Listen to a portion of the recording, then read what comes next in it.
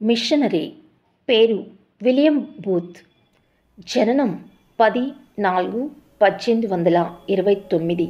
మరణం 28/1912. స్వస్థలం Nottingham Shire. దేశం ఇంగ్లాండ్. దర్శన స్థలం ఇంగ్లాండ్. ఒక ఆంగ్లేయ మెథడిస్టు బోధకుడైన విలియం బూత్ తదుపరి ది సాల్వేషన్ ఆర్మీ రక్షణ సైన్యం యొక్క వ్యవస్థాపకులయ్యారు. 14 సంవత్సరాల వయస్సులో తండ్రిని కోల్పోయిన తరువాత అతను తన కుటుంబమును పోషించుటకై 7 సంవత్సరముల పాటు కుదువు పెట్టుకుని అప్పు ఇచ్చే వడ్డీ వ్యాపారి లేదా పాన్ బ్రోకర్ వద్ద సహాయకునిగా పనిచేశారు.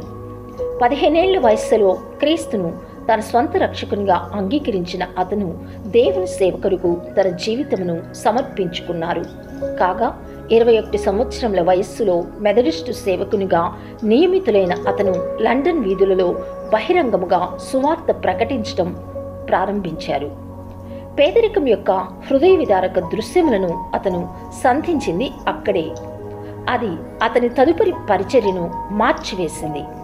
యేసుక్రీస్తు యొక్క మాదిరిని అనుసరించి మిక్కిలి అల్పులైన ఈ నా సహోదరులలో ఒకనికి మీరు చేసితిరి గనుక నాకు చేసితిరి అని చెప్పబడిన రీతిని ఒకరికొకరు చేయూతనిచ్చుకుంటా అనగా ఆహారం అందించటం, రోగులకు లేదా వృద్ధులకు సేవ చేయటం, ఆశ్రయం కల్పించటం మరియు దేవుని స్వరూపంలో సృష్టించబడిన తోటి మానవులు జీవించుటకు ఆధారం ఇవ్వటం అనునవి క్రైస్తవ విశ్వాసమును వ్యక్తీకరించుటలో ప్రాథమికమైనవని విలియం బూత్ విశ్వసించారు.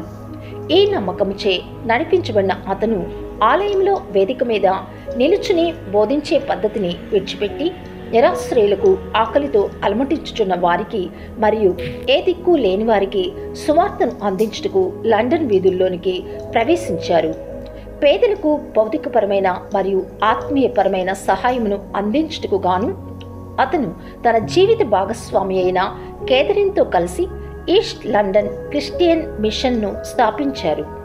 ప్రజలు, మరి ముఖ్యముగా పేదలు క్రైస్తవ సంఘములోనికి వచ్చి చేరుతారని వేచి చూచుటకు బదులు సంఘమునే వారి మధ్యకు తీసుకువెళ్లవలనని ఆ దంపతులు కోరుకున్నారు. వారు స్థాపించిన ఆ మిషన్ బహుగా అభివృద్ధి చెందగా తరువాత దాని పేరు ది సాల్వేషన్ ఆర్మీ రక్షణ సైన్యం అని మార్చబడింది.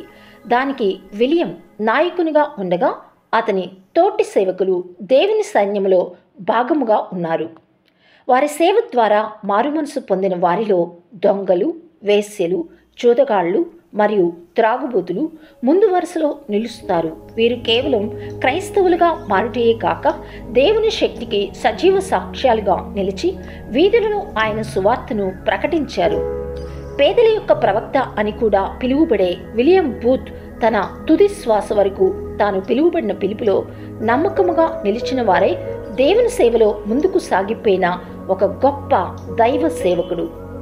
ప్రియమైన వారలారా, మీరు ఇతరులను ఆదరించుట ద్వారా మీ క్రైస్తవ విశ్వాసమును తెలియపరచుచున్నారా? ప్రభువా, నా క్రైస్తవ విశ్వాసమును ఆచరణలో పెట్టుటకు నాకు సహాయము దయచేయము. ఆమెన్.